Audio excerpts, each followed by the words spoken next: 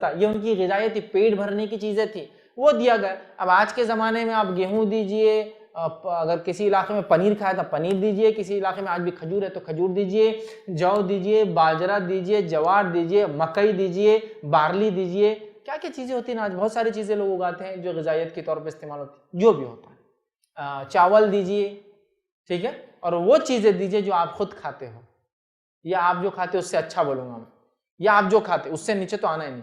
तो ये गलत फहमी है कि गेहूं देना। आपको एक चीज बताऊं मैं, गेहूं भी सहाबा दिया करते थे, लेकिन आपको पता है गेहूं डबल महंगा था जौ से। गेहूं कॉस्ट वाइज डबल रेट हुआ करता था जौ से। तो जौ के बदले अगर कोई गेहूं दे रहा है तो एक आला चीज दे रहा था, जबकि आज हम जानते हैं गेहूं सस्ता है चावल से। अब तो बाजरी महंगी होगी, लोग लगाते नहीं आजकल, तो बाजरी तो 40 रुपए किलो जा रही है, गेहूं 22-25 रुपए किलो है ना, समझ रहा। तो ऐसा अनाज दीजिए जो लोग खाते हो, ठीक है। तो ऐसा ना वो गेहूं का चक्कर बड़ा हमारे पास होता है इंडिया पाकिस्तान में, गेहूं देना गेहूं देना, फितरे के गेहूं बोल के लोग स्टॉल भी लगा देते हैं बाहर। नहीं, गेहूं जरूरी नहीं, आप अफजल दीजिए, आप चावल दीजिए ना, चावल कितना महंगा है ना, चावल दीजिए। जहाँ गेहूं खाते गेहूं भी दीजिए, मक्का खाते हैं बहुत सारे इलाकों में, पंजाब वगैरह मक्का खाते, मक्का की रोटी बनती मालूम है, मक्का, वो हमको आप अगर खाएंगे तो आपको पता है मक्का ये एक मेन फूड होता है सालन के साथ खाने, मक्का दीजिए, ठीक। जो भी बहरहाल जवार बाजरा और जो जो चीज़ें आपके इलाकों में होती है, जिसमें अगर खजूर होता है किसी इलाके में तो खजूर खाते हैं तो वो दीजिए, मुनक्का है तो पनीर है तो आज भी ये चीज़ें बाकी है, ठीक है। तो बहरहाल ये हमको देना है, याद रखिए। आइए बुखारी और मुस्लिम की रिवायत में नबी अकरम सल्लल्लाहु अलैहि वसल्लम के ज़माने में क्या दिया जाता।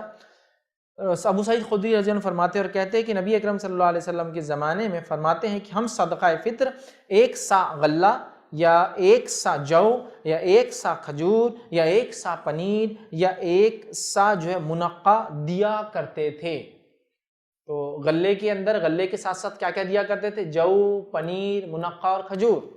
या तो गल्ला एक सा दे दो अनाज, या अनाज के अलावा जौ, पनीर, ये तमाम चीज़ें भी सहाबा एक सा जो है लोगों को ईद उल फित्र में फितराना के तौर पर या फितराने के तौर पर दिया करते थे। तो हम भी क्या करें, जो फूड ग्रेन्स आपके इलाके में खाए पिए जाते हैं उन ग़िज़ायात को ही आप दें। किसी जगह हो सकता है और भी कुछ चलते होंगे, मूंग है, मट है, और क्या है, राजमा है, किस जगह ऐसा ये लोग इसको ग़िज़ायत के तौर पे खाते हैं, फुल फूड होता है इनका, वो भी दे सकते हैं, कोई मसला नहीं, ठीक है।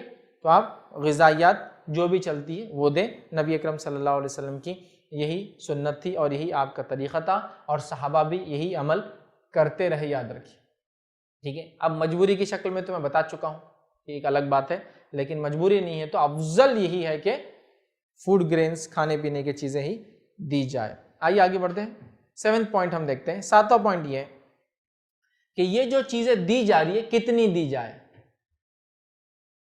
मकसद हमने देख लिया, फ़र्ज़ है हमने उसकी अहमियत को जान लिया, कौन दे हमने जान लिया, किस किस की तरफ से कौन दे वो हमने देख लिया, ठीक है। उसके बाद हमने ये देख लिया कि इसको किन चीज़ों में दिया जाए। अब हम देख रहे हैं 7th पॉइंट कि कितना दिया जाए। तो इसके ताल्लुक से याद रखिए, जो सही बात आती है रिवायतों में वो ये कि एक सा हिजाजी ये इतनी क्वांटिटी या मेजर में दिया जाए। अब मैं क्वांटिटी और मेजर क्यों कह रहा हूं, इसलिए कि जो सा था ये वेट नहीं था, ये एक मेजर था। मेजर और वेट में क्या फर्क आता है, वेट मतलब वो वजन होता है, इधर आपने 1 किलो रखा तो 1 किलो चीज आती है, तो ये वेट नहीं था, ये एक मेजर था। मेजर मतलब एक चीज हुआ करती थी। जैसा कि अगर आपको हो सकता है कुछ लोग जो शहर में ही पैदा और यहीं रहे, गांव से टच नहीं, उनको नहीं पता होगा, लेकिन गांव में आज भी कुछ चीजें जो है वेट से नहीं मेजर्स होते हैं, जिसके नाम होते हैं। जैसा कि आम ज़बान में कहूँ तो 1 टीस्पून दवा पिला दीजिए। टीस्पून जो है ये कोई वेट नहीं है, एक मेजर है, एक पैमाना है खाली।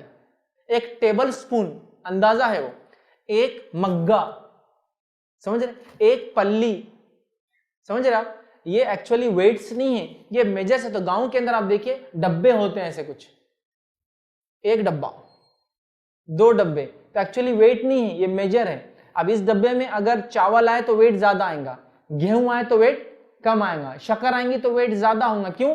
तो जितनी अंदर जाने वाली चीज स्पेस कम लेंगी, समझ रहा, उतनी ज्यादा अंदर बैठेंगी। तो ये सा भी जो था ये कोई ग्राम्स में नहीं था, ये एक साइज था, एक मेजरमेंट, एक इंस्ट्रूमेंट था जिसमें अनाज लिया जाता। समझ रहे आप? सा वो अनाज लेने का एक पैमाना था। तो ये एक रफ एस्टिमेट होता है, इसको हम एग्जैक्ट वेट में नहीं निकाल सकते। लोगों ने निकाला है वो हिजाजी का कितना, एक सा होते हैं, उसमें 4 मुद होते हैं। इसलिए हदीस में आता नबी अकरम सल्लल्लाहु अलैहि वसल्लम इतने एक मुद पानी में वजू कर लेते। तो एक्चुअली वो पानी के लिए भी वही मेजरमेंट है, अनाज के लिए वही मेजरमेंट यूज हो रहा है, क्योंकि वो एक इंस्ट्रूमेंट है, एक डब्बा है। पानी भी ले रहे तो पानी इतना, अनाज ले रहे तो अनाज इतना। समझे आप? तो बहरहाल एक हिजाजी सा जो है वो देना है, और वो मैंने पहले रिवायत रख दी नबी अकरम सल्लल्लाहु अलैहि वसल्लम जो मुत्तफ़क़ अलैह सही बुखारी सही मुस्लिम की है। अबू सईद खुदरी रज़ी अल्लाह फरमाते हैं नबी अकरम सल्लल्लाहु अलैहि वसल्लम के ज़माने में हम ज़कातुल फ़ित्र एक सा गल्ला, एक सा खजूर, एक सा पनीर, एक सा जौ, एक सा मुनक्का, सा, ठीक है। तो एक हिजाजी सा जो है वो दिया जाता, जो अप्रोक्सीमेटली नॉट एग्जैक्टली 2500 ग्राम्स के इक्विवेलेंट अनाज के होता है। समझे? एग्जैक्टली नहीं, इसीलिए आप फुक़हा के इसमें मुख्तलिफ राय देखेंगे। 2 किलो 250 ग्राम, 2 किलो 300 ग्राम, 2 किलो 500 ग्राम, 2 किलो 600 ग्राम, 2 किलो 750 ग्राम, मुख्तलिफ राय। मैं भी रफ कह रहा हूं आपको। अब आप फैर गिनना मत शुरू कर दीजिए मेरी बात, क्योंकि मुश्किल होगा। रफली 2500 ग्राम्स, 2.5 किलो के बराबर, ठीक है, 2.5 किलो के बराबर अप्रोक्सीमेटली। अब पैमाना अगर छलक जाए ज्यादा की तरफ तो खैर अच्छी बात है, तो अच्छा ही होता है ना, समझा? लेकिन नीचे ना आने दे आप, समझ रहे? ठीक है, तो ज्यादा हो जाए कोई मसला नहीं। तो